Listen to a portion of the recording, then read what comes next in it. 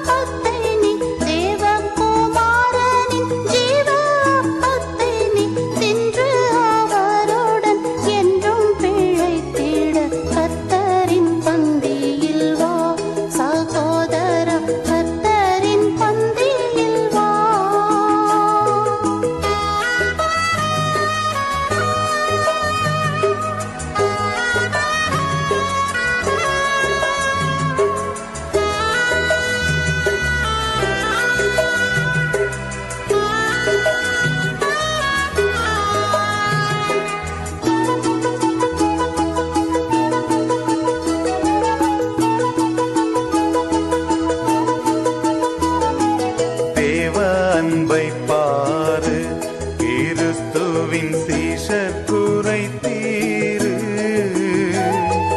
பாவக்கேட்டை கூறு, ராபோசன பந்திதனில் சேரு. சாவுக்குரியமா பாவமுள்ள லோகம், சாவுக்குரியமா பாவமுள்ள லோகம், தன்னில் மனம் வைத்து அந்நியனாகாதே கர்த்தரின் பந்தியில் வா சகோதரா, கர்த்தரின் பந்தியில் வா.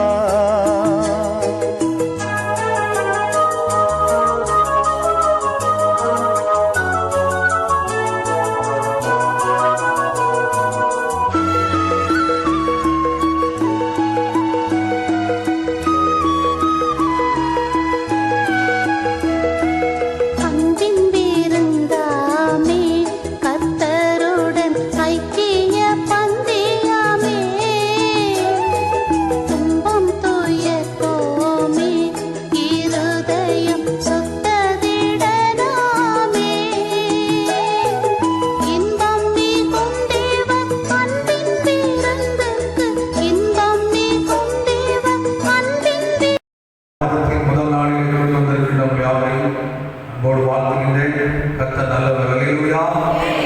தொடர்ந்து நாளைய தினத்தின் காலையிலும் நாளை மறுதினத்தின் காலையிலும் நமக்கு காலை ஆராதனை உண்டு. தயவுசெய்து எல்லாரும் கலந்து கொள்ளும்படி அன்போடு அழைக்கின்றேன். இந்த மாதத்தின் முதல் நாள், இந்த நாள் காலைகளை நான் தியானிப்பதற்கு முன்பதாக நான் இங்கே காலையில் எழுப்பணும்னா அவெல்லாம் கழுவிட்டு வேதத்தை வாசிக்கணும் அப்படின்னு எடுத்த போது ஆண்டவர் எவ்வளத்தில் பேசினார். இந்த சபைக்கு ஒரு வாக்கு தத்தத்தை இந்த மாதத்தின் முதல் நாள் நீ சொல்லணும் அப்படின்னு சொல்லி ஆண்டவர் உள்ளத்தில் பேசினார். அப்படி நான் ஒரு இடங்களை ஜெபித்த போது ஆண்டவர் எனக்கு உணர்த்தின ஒரு வேத வசனத்தை ஒரு வாக்கு தத்துவமாக இந்த மாதத்துக்கு சொல்லி அதற்கு முன்பதாக நாம் இந்த நாள் காரியத்தை நம்ம சிந்திக்கலாம். ஏசாயா தீர்க்கதரிசனத்தின் புஸ்தகம் 54ஆம் அதிகாரம் 14ஆம் வசனம். ஏசாயா 54:14. நீதியினால் ஸ்திரப்பட்டிருப்பாய், கொடுமைக்கு தூரமாவாய், பயமில்லாதிருப்பாய், திகிலுக்கு தூரமாவாய், அது உன்னை அணுகுவதில்லை. அல்லேலூயா சொல்லுங்க. இந்த ஏப்ரல் மாதத்திற்கு கர்த்தர் உங்களுக்கு கொடுத்திருக்கிற வாக்குத்தத்தம் இதுதான். பிடிச்சுக்கிட்டீங்களா? நல்லா குறிச்சு வச்சுக்கோங்க. இந்த வசனத்தை சொல்லி சொல்லி ஜெபம் பண்ணுங்க. சொன்னா இதுல 5 காரியம் சொல்லப்பட்டிருக்கு. 5 காரியம், 5 விரல் இருக்கு பார்த்தீங்களா? 5 காரியம் சொல்லப்பட்டிருக்கு. ஒன்று, நீதியினாலே ஸ்திரப்பட்டிருப்பாய். நீதியாகிய தேவன் அவர், இயேசு நீதியாகிய தேவன், அவரே நமக்கு நீதியாய் இருக்கிறார் என்று வேதம் சொல்கிறது. நீதியாய் இருக்கிற தேவனால் நாம் ஸ்திரமாய் இருப்போம் என்று வேதம் சொல்கிறது. ஸ்திரப்பட்டு இருப்பாய், நீதியினாலே ஸ்திரப்பட்டு இருப்பாய். இரண்டாவது, கொடுமைக்கு தூரமாவாய். கொடுமையான காரியங்கள் உங்களுக்கு சம்பவிப்பதில்லை.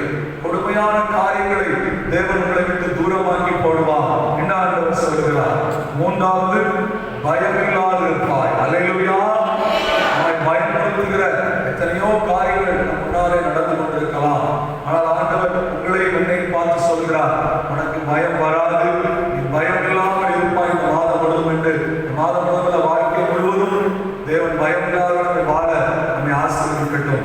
நான்காவது, திகிலுக்கு தூரமாவாய். எப்படி கொடுமைக்கு தூரமாவாயோ அதே போல திகிலான காரியங்கள், திகிலடையப்படுகிற அநேக காரியங்கள் நம்மை சுற்றி சுற்றி நடைபெற்றுக் கொண்டிருக்கலாம். ஆனால் அந்த திகிலான காரியங்களுக்கு தேவன் நம்மை தூரமாக்குவார்.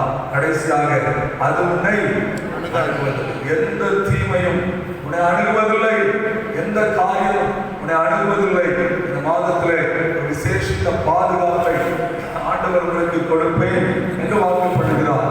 ஆகவே நம்பிக்கையோடு இந்த மாதத்துக்குள்ளே பிரவேசியுங்கள். ஒவ்வொரு நாளும் நீங்கள் ஜெபிக்க மறக்கக்கூடாது. ஒருவேளை கவச காலம் முடியக்கூடிய சூழ்நிலையில் நம்ம வந்துட்டோம், காலை ஆராதனைகள்லாம் இப்போ நடைபெறாது.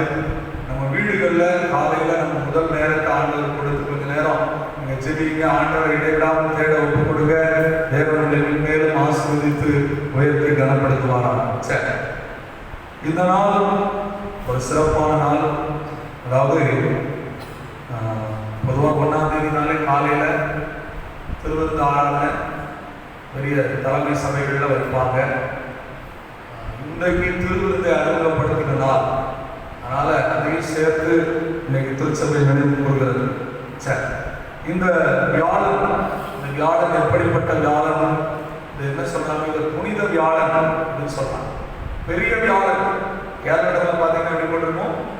பெரிய வியாழன், பெரிய வெள்ளிக்கு முன்னால வந்ததுனால பெரிய வியாழன்.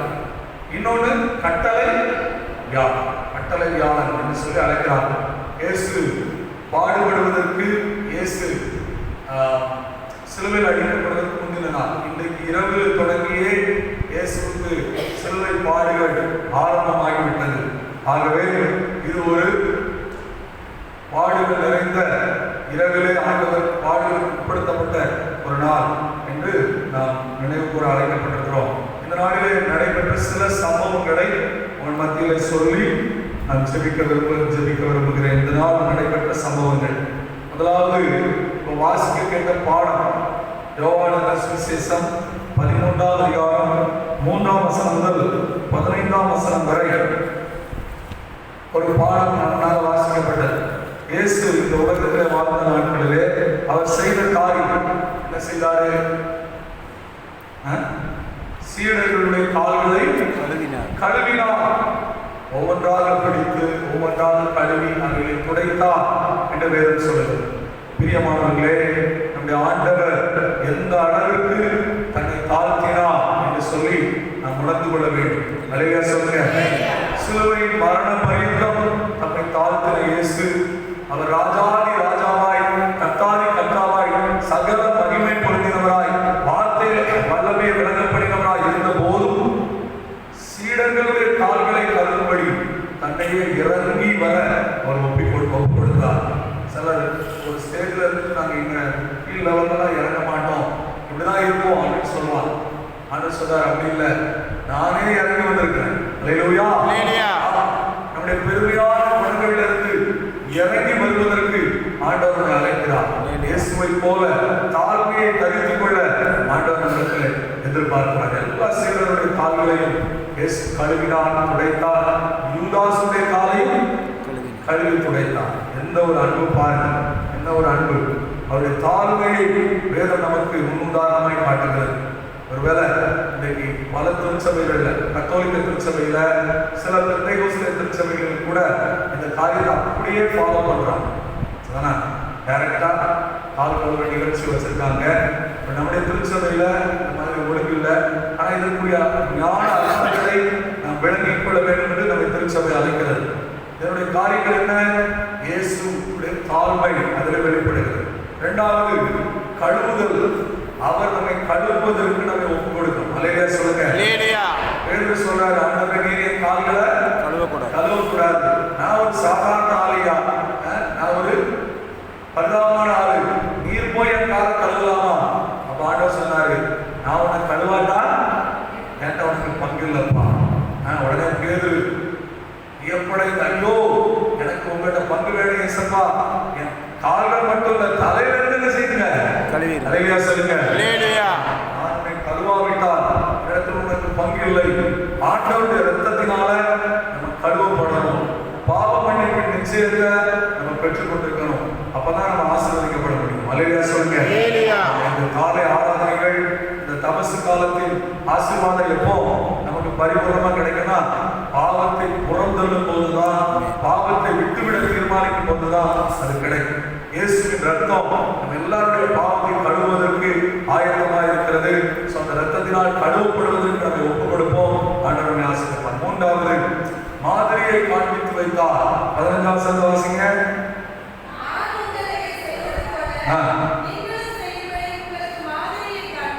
மாதிரியை காண்பித்தேன். அந்த கடைசி வாக்கிய நல்ல வேதத்துல அண்டர்லைன் பண்ணி வச்சுக்கோங்க. மாதிரியை காண்பித்தேன். நாங்க கணித ஆசிரியர் ஒரு கணக்கை செய்து போட்டுட்டு, அப்படி இதே மாதிரி இந்த கணக்கை செய்யணும் அப்படின்னு சொல்லுது. ஆனா அதே மாதிரி ஆண்டவர் சொல்றாரு, நான் உனக்கு மாதிரியை காண்பித்து இருக்கிறேன். இது மாதிரி நீ வாழணும், இது மாதிரி உன்னை தாழ்த்தணும், இது மாதிரி நீ இறங்கி வரணும், இது மாதிரி உன்னை ஒப்பு கொடுக்கணும். ஆண்டவர் மாதிரியை காண்பித்து இருக்கிறார். இந்த உலகத்துல யாரும் நமக்கு மாதிரி? சினிமா நடிகரா? பெரிய ஊழியக்காரரா? இல்ல, இயேசுதான் நமக்கு மாதிரி. அல்லேலூயா சொல்லுங்க. எனக்கு ஒரு பேராசிரியர் கற்றுக் கொடுத்தார், இயேசுவே நமது மாதிரி, வேதமே நமது அடிப்படை. இயேசுவை முன்னால வச்சு வேதத்தின்படி, வேதத்தை வாசித்து வேதத்தின்படி வாழ்ந்தீங்கன்னா நீங்க இடங்கள் அடைய மாட்டீங்க. கரெக்டா நித்திய ராஜ்யத்தை சுதந்திரித்துக் கொள்வீங்க. வேற யாரையாவது பார்த்தீங்கன்னா நான் யாருக்கு முன்னாலே சொல்லியிருக்கிற ஆரம்ப கட்டத்தில் சொன்ன ஞாபகம் இருக்கு. எபிரேயர் 12:1 மேகம் போன்ற இத்தனை திரளான சாட்சிகளை சூழ்ந்து கொண்டிருக்க பாரமான யாவற்றையும் சுற்றி நெருங்கக்கூடிய பாவத்தில் தள்ளி வேண்டிய விசுவாசத்தை தோற்றவர்கள் முடிக்கிறவர்களாக இயேசுவை நோக்கி நமக்கு நியமித்திருக்கிற ஓட்டத்திலே பொறுமையோடு ஓடுகிறோம். யார் நோக்கி ஓடணும்? இயேசுவை நோக்கி. இயேசுவை நோக்கி ஓடுங்க. இடர் அடைய மாட்டீங்க, வெற்றி பெறுவீங்க. அதனால ஆண்டவர் சொல்றார், நான் உனக்கு மாதிரிப்பா, என்ன ஃபாலோ பண்ணணும்?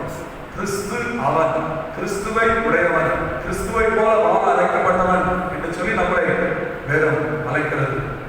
பிரியமானவர்களே, இயேசுவை மாதிரியா வச்சுக்கோங்க. அவரை போல நம்மளை தாழ்த்துங்க, மேன்மை பாராட்டாதீங்க. ஆண்டவர்கள் நல்லா ஆசீர்வதிப்பாரு, உயர்த்தி வைப்பாரு, கனப்படுத்துவாரு. இந்த பூமியில உயர்ந்த ஸ்தலங்களை உங்களை நடக்க பண்ணுவாரு. ஆனா ஒரு இன்ச்சு கூட பெருமைக்கு இடம் கொடுக்காதீங்க. தேவ சபத்தில் உங்களை தாழ்த்துங்க. ஆண்டவர்களை இன்னும் அதிகமாக உயர்த்துவாரா? இது முதல் காரியம், இந்த நாளுக்குரிய முதல் காரியம். இரண்டாவது, புதிய உடன்படிக்கை ஆகிய திருவிருந்து அறிமுகப்படுத்தப்பட்ட நாள். மத்தேயு சுவிசேஷம் 26ஆம் அதிகாரம் 20 to 29 வரை இந்த காரியம் சொல்லப்பட்டிருக்கிறது. அதுபோல மார்க்கு சுவிசேஷம் 14ஆம் அதிகாரம் 22 முதல் 24 வரை உள்ள வசனங்களில் சொல்லப்பட்டிருக்கிறது. லூக்கா சுவிசேஷம் 22ஆம் அதிகாரம் 14ஆம் வசனம் முதல் 22ஆம் வசனம் வரை இந்த காரியம் சொல்லப்பட்டிருக்கிறது. லூக்கா 22 வாசகமா? லூக்கா தீர்மானிக்கப்பட்டபடியே மனுஷகுமாரன் போகிறார், ஆனாலும் அவரை காட்டிக் கொடுக்கிற மனுஷனுக்கு ஐயோ என்றார். நல்ல கவனிங்க. ஆண்டவர் திருவிருந்தை அந்த இடத்துல நிறைவேற்றி விட்டு இந்த காரியத்தை சொல்கிறதை நாம் பார்க்கிறோம். இந்த பரிசுத்த திருவிருந்து எதற்காக கொடுக்கப்பட்டிருக்கிறது? ஆண்டவருக்கும் நமக்கும் இடையிலே ஒரு உடன்படிக்கையை ஏற்படுத்துகிற திருவிருந்து. அல்லேலூயா சொல்லுங்க. நாம் கர்த்தருடைய பந்தியில வந்து சேர்கிறோம். கர்த்தருடைய பந்தி திருவிருந்து அப்படிலாம் நம்ம அழைக்கிறோம். இது ஒரு சாஸ்திரம் வந்து ஒரு கிறிஸ்தவன் இதை கண்டிப்பா கடைபிடிக்கணும். ஆசிரியர் கத்தோலிக்க திருச்சபையில சொல்றாங்க, புது நன்மை என்ன நன்மை? புது நன்மை. புது நன்மை. எல்லா இடங்களிலும் புது நன்மை கொடுப்பான். ஒருத்தர் இறந்துட்டாருனாலும் என்ன செய்வாங்க? புது நன்மை கொடுப்பாங்க. ஆமா, எல்லாரும் வாழ்நாள் இறந்தவருக்கு கொடுக்க முடியாது, அவரு இறந்து போயிட்டாரு, வந்திருக்கவங்களுக்குலாம் கொடுப்பாங்க புது நன்மை. அது அங்க இருக்கிறவங்களுக்கு வேதம் சொல்றது ஒரு புது உடன்படிக்கை. ஆண்டவருக்கு நமக்கு இடையில ஏராளமான உடன்படிக்கை இருக்கிறது. இந்த உடன்படிக்கை புதிய உடன்படிக்கை. இந்த உடன்படிக்கையினாலே நாம் ஆண்டவரோடு கூட கிட்டி சேர்கிறோம், அவரோடு கூட நெருங்கி வாழ்கிற பாக்கியத்தை நாம் பெறுகிறோம். இந்த வேதத்தில் நாம் வாசிக்க முடியும். 22 மார்க் 14:22 வாசிங்க. மார்க் 14:22. அவர்கள் போஜனம் பண்ணுகையில் அப்பத்தை எடுத்து ஆசீர்வதித்து அதை பிட்டு அவர்களுக்கு கொடுத்து, நீங்கள் வாங்கி புசியுங்கள், இது என்னுடைய சரீரமா இருக்கிறது. அந்தபடி அவர் பாத்திரத்தையும் எடுத்து ஸ்தோத்திரம் பண்ணி அதை அவர்களுக்கு கொடுத்து, இதனை பானம் பண்ணுங்கள், இது என்னுடைய ரத்தம். அந்த 24 வசனத்தை பாருங்க. 24. அப்பொழுது அவர் அவர்களை நோக்கி, இது அநேகருக்காக சிந்தப்படுகிற புது உடன்படிக்கைக்குரிய என்னுடைய ரத்தம், புது உடன்படிக்கைக்குரிய என்னுடைய ரத்தம். திருவிருந்து ஒரு புது உடன்படிக்கை. ஆண்டவரோடு நமக்கு ஏற்படுத்தப்பட்ட புதிய உடன்படிக்கை தான் திருவிருந்து. இரண்டாவது திருவிருந்து விசுவாசத்தின் வெளிப்பாடு. அதையே சொல்லுங்க. கையில வெள்ளையாவும் வைக்காங்க, அப்பம் அப்படிங்காங்க. நம்ம உடனே அப்பம் தானே வெள்ளையா இருக்கு அப்படின்னு நினைச்சு கூட அது சாப்பிடும். நம்முடைய விசுவாசம் என்ன? கையில் வைக்கப்படுகிற அப்பம் இயேசுவின் சரீரம். அல்லேலூயா சொல்லுங்க. நமக்கு கொடுக்கப்படுகிற திராட்சை ரசம் இயேசுவின் ரத்தம். அல்லேலூயா சொல்லுங்க. இது விசுவாசம். இந்த விசுவாசத்தை நாம் வெளிப்படுத்த வேண்டும். போதகர் ஆர்டர்ல அதை பிளஸ் பண்றாங்க. ஆனா இதோ உங்களுக்காக விற்கப்படுகிற தேவனுடைய சரீரம், அதை நமக்காக கொடுக்கிறார்கள். இயேசு சொன்னார், அப்படி நீங்க செய்யணும்னு சொன்னார். சவிதமாய் செய்கிறார்கள். நாம் போய் காதில பங்கால் கொண்டு அதை பார்க்கும் போது, ஆண்டவரே உங்களுடைய சரீரம், பயபக்தியோடு கைகளை வைத்து சொன்னா, அந்த தலை இப்படி எடுத்து நீங்க சாப்பிடாது. அந்த அப்பத்தை வச்சாலும் உங்க தலையை புரிஞ்சு செய்யணும். இந்த நீங்க திடப்படுத்துறவங்களும் சொல்லி கொடுத்துருப்பாங்க. ஏன்னா சிலர் இப்படி எடுத்துட்டு வாயில போட்டுதான், அப்படிலாம் செய்யக்கூடாது. ரொம்ப பயபக்தியோடு கர்த்தருடைய சரீரத்தை நாம் பெற்றுக்கொள்ளணும். பயபக்தியோடு கர்த்தருடைய ரத்தத்தை நாம் பெற்றுக்கொள்ளணும். இன்னைக்கு என்ன செய்யறாங்க? பெரிய கூட்டம் வந்து அப்படியே எடுத்தா அவ்வாறு என்ன செய்யறாங்க? போட்டு போயிடலாம். மற்றபடி சொல்லிதான் கொடுக்கும். இது உங்களுக்காக விற்கப்படுகிற இயேசுவின் சரீரம், உங்களுக்காக சிந்தப்பட்ட இயேசுவின் ரத்தம், அப்படி சொல்லி கொடுக்கணும். நம்ம விசுவாசத்தின் அடிப்படையில் பெற்றுக்கொள்ளணும். விசுவாசம் தான் ஆசீர்வாதம். அல்லேலூயா சொல்லுங்க. சமீபத்துல ஒரு ஆளு இதை குறித்து ஒரு அரசியல் கட்சி தலைவர் தவறாக வெளியில பேசினதை சோசியல் மீடியாவில் பார்த்து நான் ரொம்ப துக்கப்பட்டேன். அவன் நினைச்சுக்கிட்டு அவனுக்கு இருக்கிற அறிவு அவ்வளவுதான், அவனுக்கு யாருக்கு என்ன தெரியும், அவனுக்கு அவ்வளவுதான். இதை குறித்து அவன் உணர்வு இல்லாம இருக்கான். நம்முடைய கிறிஸ்தவ வாழ்க்கையை விசுவாசத்தில் அடிப்படையில் தான் இருக்கு. விசுவாசத்துல தான் நம்ம கட்டப்பட்டு வந்துட்டு இருக்கிறோம். இயேசுவை நம்ம பார்க்கல, ஆனா அவர் இருக்கிறார் விசுவாசம். அல்லேலூயா. கிறிஸ்தவ விசுவாசம், விசுவாசத்தை ஆண்டவர் கனப்படுத்திருக்கிற விசுவாச ஓட்ட கரெக்டா போய் முடியும்படி தேவன் நம்மை ஆசீர்வதிக்கிறார். விசுவாசத்தினுடைய வெளிப்பாடு இந்த ஆண்டவருடைய சரீரம் ரத்தமும். விசுவாசத்தை ஏற்றுக்கொண்டால் உங்களுக்கு ஆசீர்வாதம். மூன்றாவது திருவிருந்து உறவின் வெளிப்பாடு. ஆண்டவருக்கு நமக்கு இடையில என்ன ஏற்படுது? ஒரு உறவு ஏற்படுகிறது. ஆண்டவரோடு நாம் ஏற்படுத்திக் கொள்கிற ஒரு ஐக்கியம், ஒரு உறவு, அதுதான் இந்த திருவிருந்து. இந்த திருவிருந்துல பயபக்தியோடு பக்தி வினயத்தோடு அதுல பங்கு பெறணும். நீங்க பக்தி வினயத்தோடு பங்கு பெற்றா உங்களுக்கு ஆசீர்வாதம். இதனால உங்களுக்கு ஆசீர்வாதம் வரும். அதே நேரத்துல இதை நீங்க வேதனையோடு, அதாவது குறைவோடு நீங்க பங்கு பெற்றீங்கன்னா அதன் மூலமா உங்களுக்கு வேதனையான காரியங்கள் நடக்கும் அப்படின்னு பைபிள் சொல்லுது. நான் சொல்லல. 1 கொரிந்தியர் 11ஆம் அதிகாரம், 1 கொரிந்தியர் 11ஆம் அதிகாரத்தில் எடுத்துக்கோங்க. 29-30 வருஷத்தை வாசிங்க.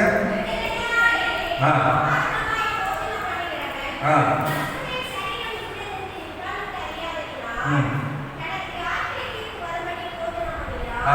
இது நிமித்தம் ஆ. உங்களில் அநேக கணவரும் ஆ. வியாதியுள்ளவர்களுமாய் இருக்கிறார்கள். ம். அநேகர் நித்திரை அடைந்திருக்கிறார்கள். நித்திரைனா என்னது? தூக்கமா? அவ்வளவுதான். ஆனா பிரியமானவர்களே, பயபக்தியோடு இதில் பங்கு பெறணும். முன்னால் உள்ள வசனங்கள் நீ வாசித்து பார்த்தீங்கன்னா ஸ்தோத்திரம் பண்ணி அதை விட்டு ஆண்டோட திருவிருந்தை குறித்து மேலே எழுதப்பட்டிருக்கு. பயபக்தியோடு உண்மையான விசுவாசத்தோடு இதில் என்ன செய்யலாம்? பங்கு பெறணும். திடீர்னு எங்கேயாவது ஓடி வந்து செய்யக்கூடாது. கொண்டு வரக்கூடாது. அந்த ஜெபங்கள் தான் கருத்தா சொல்லி இறக்கத்துக்கான ஜெபம் அதெல்லாம் சொல்லி ஜெபம் பண்ணிட்டு தன்னுடைய சமூகத்துக்கு வரணும். ரொம்ப இன்னைக்கு வந்து ரொம்ப அசாதாரண. ஆனா நானும் ஒரு கப்சர்வர் லைசன்ஸ் எனக்கு இருக்கு. ஆலயங்களில் போய் திருவிருந்த பரிமாறக்கூடிய அந்த கிருபை ஆண்டவர் எனக்கு கொடுத்திருக்கிறார். நம்ம பார்க்கும்போது தெரியும் நம்ம இடங்கள்ல இல்லை, வேற வெளி இடங்கள்ல உலகம் முழுவதும் என்னது பெண்கள் லிப்டிக்ஸ் அதை போட்டுட்டு வந்து இந்த திராட்சை ரசம். ஆனால் இப்போ என்ன செஞ்சாங்க எல்லாம் பார்த்தாங்க, கவர்மெண்ட் என்ன செஞ்சாங்க, குப்பியில இப்போ வேற வழி இல்லை. ஆனால் கப்புல கொடுக்கும் போது நாங்கள் படுற பாடு. இன்னும் சிலர் என்ன செய்ய மாட்டாங்க, தலையை வந்து அப்போதான் ஊக்கமாக ஜோம் பண்ணிட்டு இருப்பாங்க. நம்ம என்ன செய்யணும், தலையை ஊற்றி ஏமா ஐயா நாங்கள் அப்படின்னு கொடுக்கணும். பிரியமானவர்களே, இது ஒரு அர்த்தமுள்ள ஒரு திருவிருந்து. இதுல ரொம்ப உண்மையா போகும்போது ஜெபத்தோட போகணும், அதை பெற்றுக்கொள்ளும் போதும் ஜெபத்தோட பெற்றுக்கொள்ளணும். இங்க வந்தோட என்ன செய்யணும், ஜெபத்தோடு சொந்த கதையை பேசக்கூடாது. உடனே ஆண்டவரை ஜெபம் பண்ணணும். ஆண்டவரை சரீரத்தினாலும் ரத்தத்தினாலும் என்ன பலப்படுத்தி உங்களுக்கு ஸ்தோத்திரம். ஆனா இந்த சரீரமும் ரத்தமும் எனக்குள்ள புதிய பலனை கொண்டு வரட்டும். உமக்குள்ளே நிலைத்திருப்பதற்கு, உமக்காக ஓடுவதற்கு என்னை உற்சாகப்படுத்தட்டும் அப்படின்னு சொல்லி ஜெபிக்கணும். நீங்க எப்படி ஜெபிப்பீங்களோ ஜெபம் பண்ணுங்க. ஆனா நான் ஜெபம் பண்றது, ஒவ்வொரு திருவிழா முடிஞ்சாலும் வந்து ஜெபம் பண்றது, அதோட உண்மை விட்டு அன்பை விட்டு ஒருவரும் ஒரு காலம் என்னை பிரிக்காதிருக்க கிருபை செய்யும். அல்லேலூயா. நமக்கும் எனக்கு ஏற்பட்டிருக்கிற உறவு அவருடைய ரத்தத்தினால் நாம் தானம் தீர்க்கப்பட்டிருக்கிறோம். அல்லேலூயா சொல்லுங்க. திருவிருந்துல பயபக்தியோடு பங்கு பெறுங்க. மகிமையான ஆசீர்வாதம் இதுல இருக்கு. ஆனா அநேக சுகவீனமா இருக்கிறவங்க கூட திருவிருந்துல பங்கு பெற்றதுனால இயேசுவை சுகமாக்கினார் சொன்ன சாட்சிகளை இந்த காதுகள் கேட்டேன். அல்லேலூயா. ஆனா நீங்க வேதனையோட வந்து பங்கு பெற்றீங்கன்னா, ஆனா இதை நான் சொல்ல விரும்பல. நான் நிறைய காரியங்களை என் கண்ணாலேயே பார்த்துருக்கேன். நான் சபை ஊழியராக இருந்தேன். அங்க சபை ஊழியராக ஒரு சில நாட்களுக்கு கூட இந்த காரியத்தை எனக்கு காட்டினாங்க. சொல்லி கர்த்தருடைய பந்தியில பங்கு பெற்று பயபக்தியா வந்து முழங்கால் பட்டு ஜெபம் பண்ணணும். அதுக்கப்புறம் தோற்றத்தை போடணும், எண்ணத்தையும் போடணும். ஆனா அது வரைக்கும் பார்க்க யாரையும் பார்க்காம நீங்க பேசாம வரணும். ஒரு அர்த்தத்தோடு சரியா இதை ஃபாலோ பண்ணுங்க. உங்களுக்கு தெரியாமலே இதை நீங்க அலட்சியப்படுத்தும் போது உங்களுக்கு தெரியாமலே சில பிரச்சனைகளை நீங்க சந்திக்க வேண்டிய சூழ்நிலை வரலாம். பயப்படுத்தல. ஆனா காலையில் தான் சொல்லியிருக்கேன், கர்த்தருடைய காரியத்துல நம்ம உண்மையா இருக்கணும். இது ரொம்ப முக்கியமான காரியம். திருவிருந்து பயபக்தியோட பங்கு பெறுங்க. கர்த்தர் உங்களை ஆசீர்வதிப்பார். இந்த திருவிருந்தினால் வர எல்லா நன்மைகளையும் தேவன் உங்களுக்கு நிறைவாய் தருவார். மூன்றாவது, இந்த நாள் ஒரு வியாகுல வியாழன். ஆண்டவர் கெத்செமனே தோட்டத்திலே அவர் வியாகுலப்பட்ட ஒரு நாள் இந்த நாள். மத்தேயு சுவிசேஷம் 26ஆம் அதிகாரம் 36ஆம் வசனம் முதல் 46ஆம் வசனம் வரை இந்த கெத்செமனேயிலே இயேசு செய்த ஜெபம் சொல்லப்பட்டிருக்கிறது. மத்தேயு 26 36 இருந்து 46 வரைக்கும். அதே மாதிரி மார்க்கு 14 32 இருந்து 42 வரைக்கும். 32 இருந்து 42 வரைக்கும் கெத்செமனே ஜெபம் சொல்லப்பட்டிருக்கிறது. லூக்கா 22 39 இருந்து 46 வரை கெத்செமனே ஜெபம் சொல்லப்பட்டிருக்கிறது. யோவான் சுவிசேஷம் 18ஆம் அதிகாரம் முதல் 2 வசனங்கள்ல கெத்செமனே ஆண்டவர் ஜெபித்த காரியம் சொல்லப்பட்டது. பிரியமானவர்களே, இயேசு எப்பொழுதும் ஜெபித்துக் கொண்டே இருந்தார். அல்லேலூயா சொல்லுங்க. ஜெபத்தை இயேசு என்ன செய்ய முடியாது, பிரிச்சு பார்க்க முடியுமா? பிரிச்சு பார்க்கவே முடியாது. ஜெபத்தோடு இருந்தார். ராவுல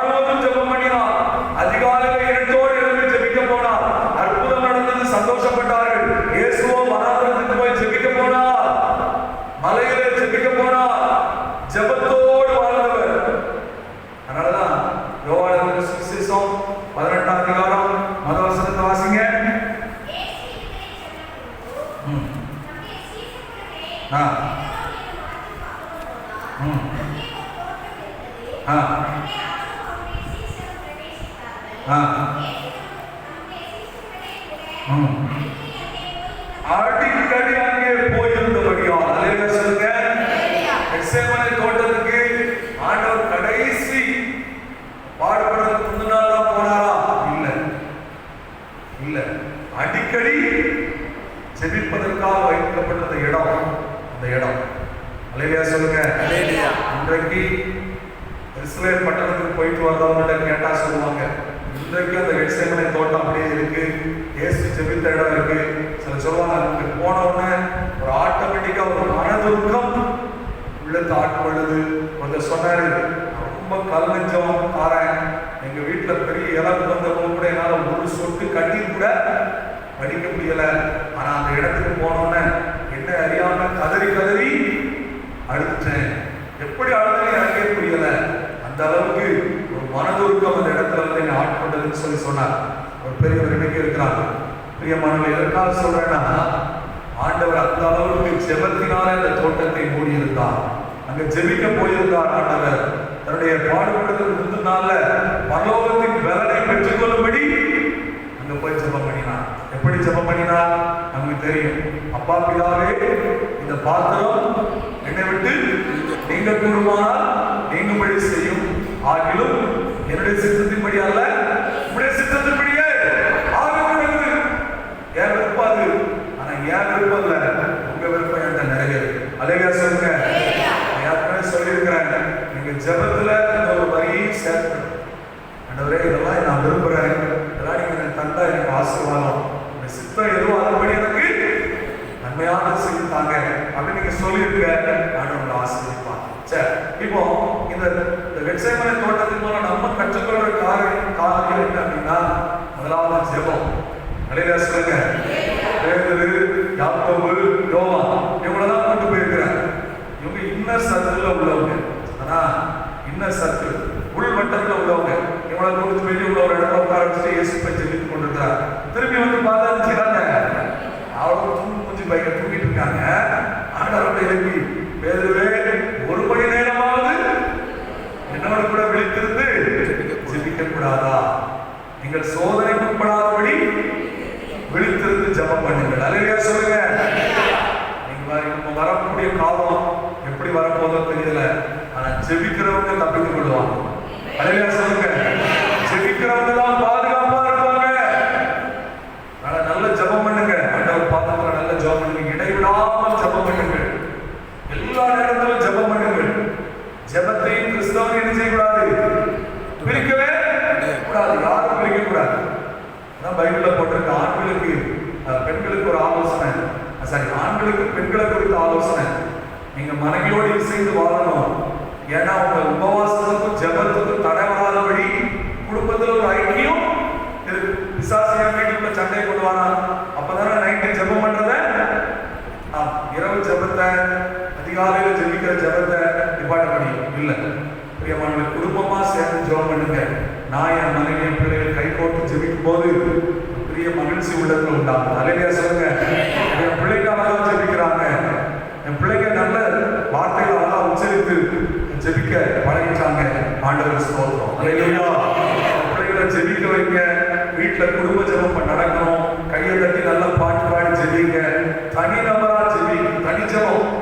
ஆண்டவர் தனியா தேடுங்க. குழுவாக கூடி ஜெபம் பண்ணுங்க.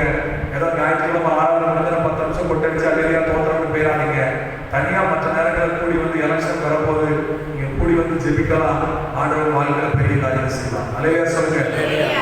சோதனைக்கு உட்படாதபடி விழித்திருந்து ஜெபம் பண்ணுங்க. அடுத்தது, பிதாவின் சித்தத்தை எப்பொழுதும் பற்றிக் கொள்ளுங்க. அல்லேலூயா சொல்லுங்க. இயேசுவை போல பிதாவின் சித்தத்தை பற்றிக் கொள்ளுங்க. அவருடைய சித்தத்தை மீறி ஒண்ணு உங்க வாழ்க்கையில நடக்காது. தலையில உள்ள ஒரு முடி கீழே உலர்ந்தாலும் அவருடைய சித்தத்தின்படி தான் செய்யும் நடக்கும். நீங்க உங்களுக்குரியவர்கள் அல்ல, நீங்கள் ஆண்டவருக்குரியவர்கள். அல்லேலூயா சொல்லுங்க. ரொம்ப கும்பலப்பட்டு அப்படி இப்படிலாம் புலம்புறீங்க. ஏன் புலம்புறீங்கன்னு எனக்கு புரியல. ஆண்டவர் அனுமதி இல்லாம உங்க தலையில உள்ள முடிய கூட யாரும் செய்ய முடியாது, தொடவே. அல்லேலூயா சொல்லுங்க. சித்தம் அதை பற்றிக்கொள். ஆண்டவரே சித்தம். நம்ம என்ன நினைக்க தெரியுமா? ஏதாவது ஒரு காரியம் சித்தம் இல்லை. நடந்தா சொல்லுவோமா? ஒரு காரியம் நன்மையா நடந்துச்சு, ஆண்டுடைய சித்தத்தின்படி இது நன்மையா நடந்துச்சுன்னு சொல்ல மாட்டான். ஒரு காரியம் நடக்கலன்னா சொல்லுவான், ஆண்டவருக்கு சித்தம் இல்லை போல, அதனாலதான் பிரியமான நன்மை நடந்தாலும் சரிதான், காரியம் நடக்கிறதாலும் சரிதான், எல்லாமே அவருடைய சித்தத்துக்கு உட்பட்டது. அல்லேலூயா சொல்லுங்க. பூமியில அவருடைய சித்தம், பரலோகத்தில் அவருடைய சித்தம் நிறைவேறுவது போல பூமியிலும் நம்ம தான் சொல்றோம். அதை நம்ம வாழ்க்கையில அதை செயல்படுத்த அர்ப்பணிப்போம். மூன்றாவது, இயேசுடைய வியாகுலத்தை புரிந்து கொள்ளுங்கள். இரத்தத்தின் துளிகள் வேர்வையாய் சிந்தின அந்த தரையில் சிந்தப்பட்டது அந்த தோட்டத்திலே எந்த அளவுக்கு அவர் வேதனைப்பட்டிருக்கிறார் பாருங்கள். அவருடைய வியாகுலத்தை புரிந்து கொள்ளுங்கள். உங்களுக்காக எனக்காக ஆண்டவர் பண்ண வியாகுலத்தை பாருங்கள். இரத்த நாளங்கள் எல்லாம் வெடித்து நம்ம ரொம்ப நேரம் ஏதாவது வேலை செய்தாலோ அல்லது பல்வேறு காரியங்கள் ரன்னிங் போனாலோ பேக்க விழுவிற்கு நம்ம வரும். இயேசு அதிகமாக ஜெபித்ததுனால அந்த இரத்த நாளங்கள் எல்லாம் வெடித்து அவருடைய ரத்தம் வேர்வை பெருந்துளியாய் விழுந்தது. அல்லேலூயா சொல்லுங்க. அந்த அளவிற்கு வியாகுலப்பட்டார். யாருக்காக? அவருக்காக, நமக்கா. அல்லேலூயா சொல்லுங்க. வியாகுலத்தை புரிந்து கொள்ளுங்கள். நிறைய பாடல் பாடும். மாறி கெத்செமனே பூங்காவில் என்னேசரே, அவர் பட்ட பாடுகளை நினைத்து பாடல் வரைக்கும் சொல்லுங்க. ரத்தத்தின் வேர்வையாலே தெரியாதா? ரத்தத்தின் வேர்வையாலே மெத்தவுமே நனைந்தே இம்மானுவேலர் உள்ளம் உருகிய வேண்டுதல் செய்தாரே. இம்மானுவேலர் உள்ளம் உருகிய வேண்டுதல் செய்தாரே. பாரி கெத்செமனே பூங்காவில் என்னேசரே, பாரி உனக்காய் வேண்டுதல் செய்திடும் சத்தம் தோனித்திடுதே. அல்லேலூயா. நமக்காக ரத்தம் சிந்தினார். இம்மானுவேலர் நமக்காக பாடுகள் பட்டார். அதை கிறிஸ்தவங்கள் உணர்ந்து கொள்ளும். அல்லேலூயா சொல்லுங்க. நினைவு கூறுகிற நாள் இந்த நாள். இன்றைக்கு இரவு முதல் ஆண்டவர் பல அலக்கழிப்புகள், இங்க ஏரோது பிலாத்து அங்கிருந்து அலக்கழித்து ஆண்டவர் வேதனைப்படுத்தின காரியங்கள் எல்லாம் நம் நிமித்தமாக அதை உணர்ந்து இந்த கிறிஸ்தவ வாழ்க்கையை தரமுள்ளதாக வைத்துக் கொள்ள ஒப்புக் கொடுப்போம். ஆண்டவர் ஆசீர்வதிப்பார். ஜெபிக்கும்படி முன்னால் பண்ணிடுவோம்.